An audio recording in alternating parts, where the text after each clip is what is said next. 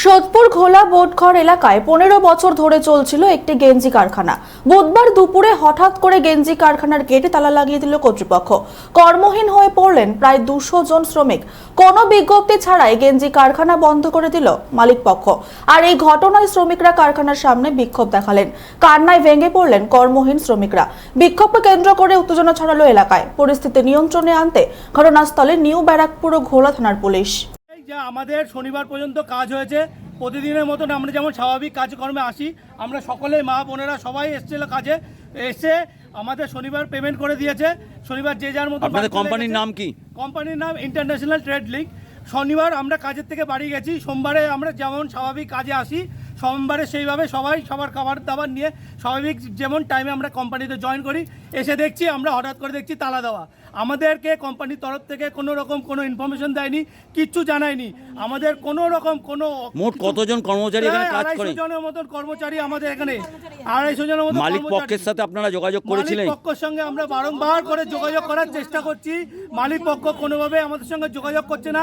এমনকি মালিকের যারা অফিস স্টাফ আছে তারাও সুইচ অফ করে রেখে দিয়েছে, বাড়ি ছেড়ে চলে গেছে। তারাও কোনোভাবে কোনো রকম কোনো যোগাযোগ করছে না। আমরা পুরো দিশেহারা হয়ে গেছি। প্রশাসনকে জানিয়েছেন এই বিষয়ে? আমরা সব দিক থেকে জানিয়েছি। আমরা অ্যাসোসিয়েশনকেও জানিয়েছি। আমরা পুলিশের কাছে গিয়েছিলাম। পুলিশ থেকে আমাদের বলেছে যে আমরা এখন কিছু করতে পারছি না। আমাদের অ্যাসোসিয়েশন বলেছে আমরা চেষ্টা করছি আপনাদের পাশে থাকার, এইটুকুই বলেছে। এখন বাবুর সঙ্গে কতটুকু কী কথা হবে কিছুই আমরা জানতে পারছি না। আমরা পুরো সবাই দিশেহারা। আমরা কি করব না কিচ্ছু বুঝতে পারছি না। আমাদের বাল বাচ্চা নিয়ে আমরা পুরো পথে পড়ে গেছি। আমাদের মা বোনরা কি খাবে? আমরা মাথা খারাপ হয়ে যাচ্ছে দাদা। ডেলি আসছি শনিবারে এসে দেখি, শনিবারে এসে পেমেন্ট নিয়েছি, কাজ করেছি, পেমেন্ট নিয়েছি।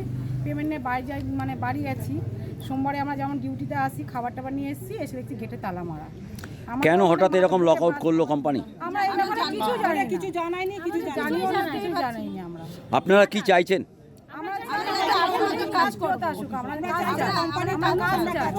মালিক পক্ষের সাথে যোগাযোগ করেছিলেন? প্রশাসনের সাথে যোগাযোগ করাতে প্রশাসন কি কোনো আশ্বস্ত করছে? 3 দিন হয়ে গেল এইভাবে আপনাদের কোম্পানি বন্ধ হয়ে রয়েছে। তা পুলিশের সাথে কি যোগাযোগ করেছেন? এলাকার পঞ্চায়েত পুরো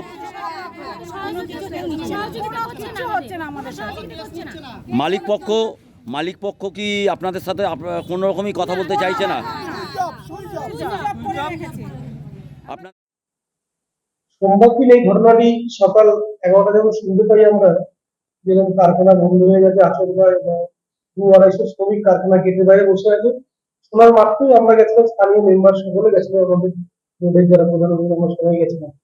গিয়ে দেখলাম, শ্রমিকদের সঙ্গে কথা বললাম, তাদের অভিযোগ শুনলাম। তারা বললো শনিবার দিন কাজ করেছি, পয়সা নিয়েছি, সপ্তাহ যেটা শনিবার করে পেমেন্ট সেটাও নিয়েছি, হঠাৎ করে আচরণ নোটিশ ছাড়া বন্ধ করে দিতে বিরাট অন্যায়। আমরা জানা মাত্রই বিডিওকে জানিয়েছি, আমার স্থানীয় বিধায়ক, রাজ্যের মন্ত্রী সুমন্ত চট্টোপাধ্যায়কে জানানো হয়েছে, লোকাল থানাকে জানানো হয়েছে, কমপ্লেন করা হয়েছে। এইভাবে বন্ধ করলে তো হবে না, সামনে দুর্গা পুজো, এত মানুষ কষ্টে থাকবে, এইভাবে হয় না বলতে আমরা জানিয়েছি। এবং আমরা আমাদের উচ্চতর জায়গাতেও জানানো হয়েছে। দেখা যায় কি হয়, আজকে যারা খবর পাওয়া গেছে অ্যাসোসিয়েশনের মাধ্যম দিয়ে, ওনাদের একজন মালিক অসুস্থ ছিলেন, এখন ওদের ভর্তি ছিলেন, আইসিইউতে ছিলেন বলে ফোনটা রিসিভ করতে পারছিলেন। আজকে আইসিইউতে নর্মাল বেডে দিয়েছে এবং অ্যাসোসিয়েশনের যারা দায়িত্ব আছেন তাদেরকে ফোন করেছিলেন। তো ওনারা ভিপিএইচ হসপিটালে 2 একদিনের সুস্থ হয়ে ফিরলেন। মালিক পক্ষ এবং কর্মচারীদের নিয়ে যৌথভাবে বসে একটা আলোচনার মাধ্যমে সমস্যার সমাধান করা হবে। আমরা আপনার চেষ্টা করি যাতে এই সব শ্রমিকরা পুনরায় কাজটা হয়। পঞ্চায়েতের পক্ষ থেকে মালিক পক্ষের সাথে আপনি যোগাযোগ করেছিলেন? আমরা মালিক পক্ষ ওখান থেকে যখন গেছিলাম কারখানার গেটের সামনে, তখন ওখান থেকে স্থানীয় যারা কর্মচারী আছে তারা ফোন নাম্বার দিয়েছিল, যোগাযোগ করার চেষ্টা করে, তখন সুইচ অফ ছিল। কিন্তু আজকে অ্যাসোসিয়েশন থেকে যারা এখানকার সেক্রেটারি সভাপতি আছে তারা আমাকে ফোন করেছিলেন। তারা বললেন যে যোগাযোগ করার পরে তারা তাদেরকে কল ব্যাক করে দিলেন। এক মালিক, এক ভাই, দুটো মালিক, তার মধ্যে এক ভাই অসুস্থ, হসপিটালে ভর্তি ছিলেন। Bureau report, channel 24/7।